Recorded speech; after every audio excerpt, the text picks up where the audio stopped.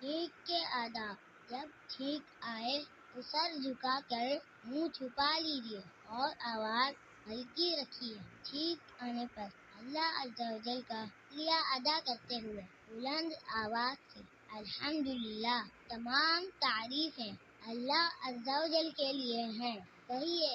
سننے والا جواب میں یرحمک اللہ، یعنی اللہ عز و جل آپ پر رحم فرمائے، کہیں۔ پھر چھینکنے والا یغفر اللہ لنا ولکم کہے، یعنی اللہ عز و جل ہماری اور آپ کی مغفرت فرمائے۔ سننے والے کو چاہیے کہ آمین کہہ لے اگر کافر کو چھینک آئے۔ اگر غیر مسلم کو چھینک آئے اور اس نے الحمدللہ کہا تو جواب میں یہدیک اللہ، یعنی اللہ عز و جل تجھے ہدایت دے کہنا چاہیے۔ خطبے کے دوران اور نماز پڑھتے وقت کسی کی چھینک کا جواب نہیں دینا چاہیے۔